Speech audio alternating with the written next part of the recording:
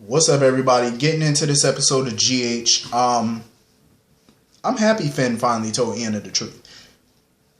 I really am. The cat is finally out of the bag, so to speak, and he did the right thing by telling Anna, she's going to be your wife, then you need to confide in her and trust her with information. I still feel Finn needs to get a DNA test. Like, I am tired of the men on this show taking the word of a woman about the paternity of a child and just not doing any follow-up tests or anything. Oh, is that my son? No, the dates doesn't line up. Okay. No. Hell no. Get a DNA test. What is wrong with you? Duh. Like Curtis, why are you believing old girl, Portia? Why are you believing her? Stop believing what people tell you without the proper proof. I need proof. You could tell me anything. You could tell me nana boo boo and you still gonna sit there and believe that bullshit? No, get a DNA test. Because I think it is very possible, obviously, that she was lying and she was probably hurt and angry that he just left her with no conclusion to their relationship or whatever the hell it was, sexcapade, whatever you want to call it. And she didn't want to divorce Gregory. I know yesterday I called that man George. Listen, I'm tired. I don't be remembering people's names. Especially not people that barely be on this show. Like, please. Gregory, George, hell, is close enough. Anyway. I'm just glad, the cat is out the bag and he just needs to get a DNA test. Because Finn claims that he didn't believe Chase was his. Finn, you're a doctor and you're smart. Come on now. Use your noggin. Use your brain. Come on. Anna took it in stride. I will say that. Because anybody else would have probably been cussing and fussing. But Anna took it in stride. She was happy that Finn confided in her. And Finn admitted that he was going to tell his father the truth. But he chose not to because he didn't want to take anything away from Chase. Because for all intents and purposes, he feels that Gregory is Chase's father.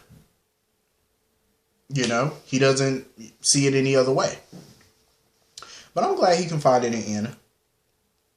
Because she desperately wants a family for Finn. She wants Finn to be with his family, reconnect with his family and stuff, And I get it, but I think eventually his father's going to find out. Chase is more than likely going to find out. I think everything probably going to come out at the wedding more than likely.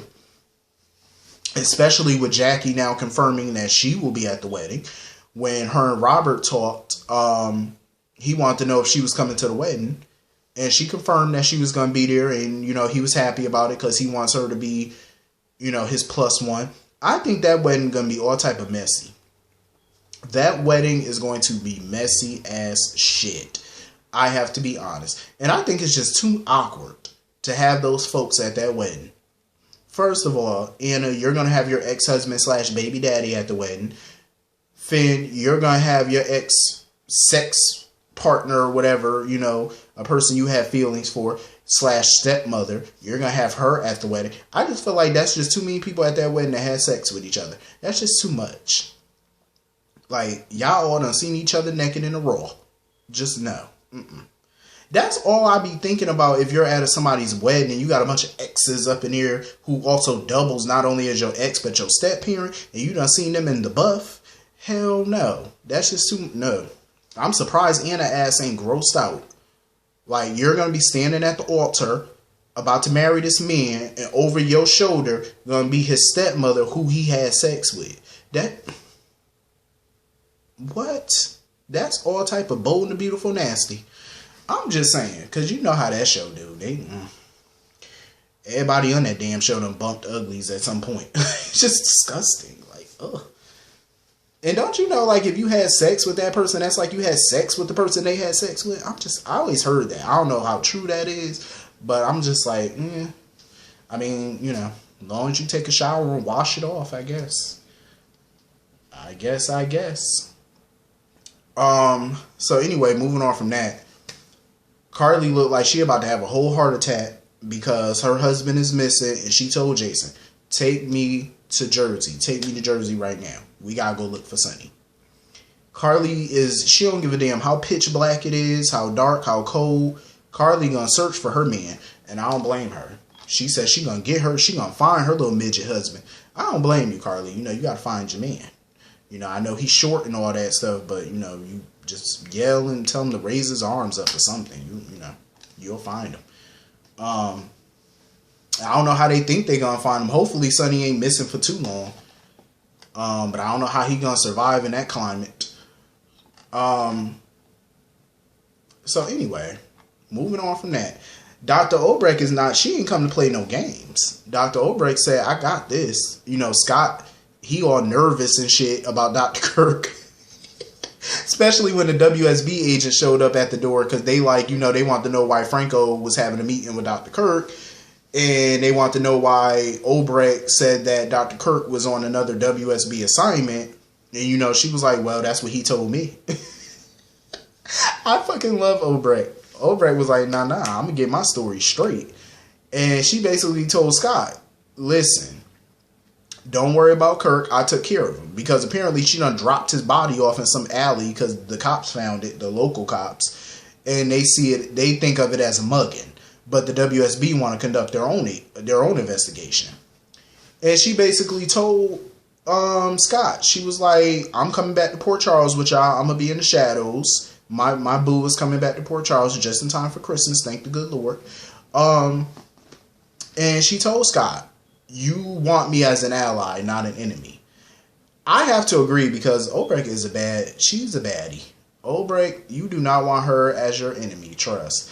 And you already know, ain't no telling what type of prints was she planted on that body to try to frame Scott for that murder.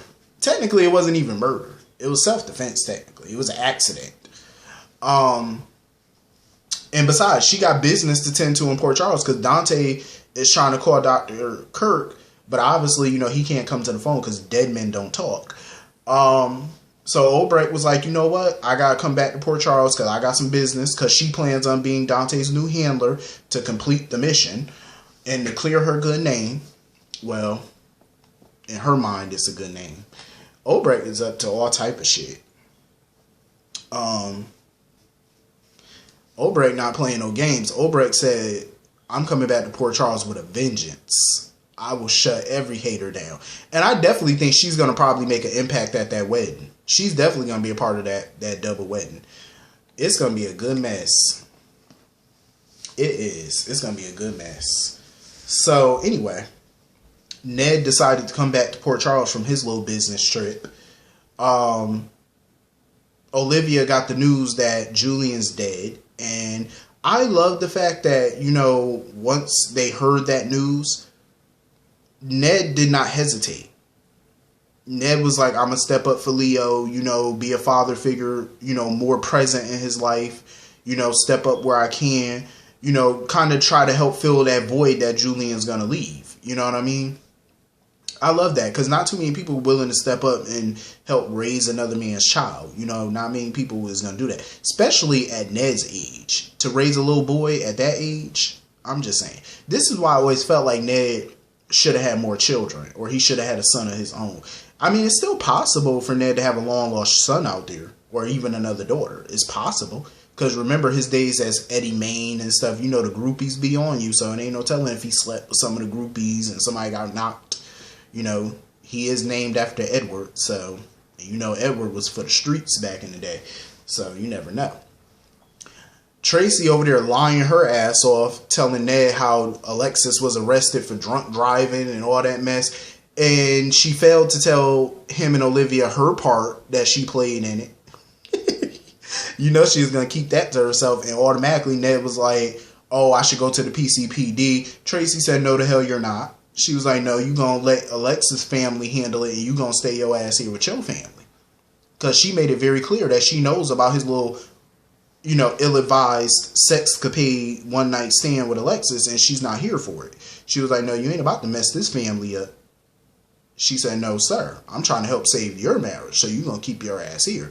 Let Alexis do Alexis. Let the Davis family and Diane handle that. You stay here. So I'm glad, Ned took his mother's advice and he stayed there because he needed to be with his wife in her time of need. She's grieving, so that's where you need to be. You don't need to worry about Alexis. Let Alexis' family worry about Alexis. You need to worry about the Quartermains. See, that's why we need Tracy. Because Tracy got this shit together. Tracy said, no, I'm going to handle this. She said, no. Tracy said, y'all not about to do this. So anyway, moving on from that, Alexis is refusing to get help. She's refusing. Diane and Sam basically told her the only way they're going to help Alexis, bail her out and get her out of this legal mess, is if she goes to rehab. Alexis flat out refused. She said, I ain't going to nobody rehab. Nope. I said, damn, Alexis. Alexis refuses to get sober. She refuses. But she swore up and down she was not driving. And she told them Tracy was the one driving her home. Sam, of course, didn't believe her. Diane didn't believe her, and I'm not surprised. They didn't believe her.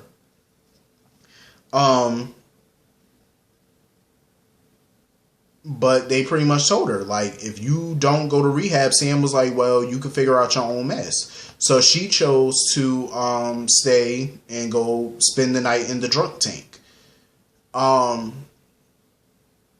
And I know it got to be sad just to see the cops carting your mother off to the drunk tank or to a jail cell, especially at that particular age in her life. I'm like, come on now. That's just a hot mess. Alexis really need to get it together and get it together quickly and swiftly.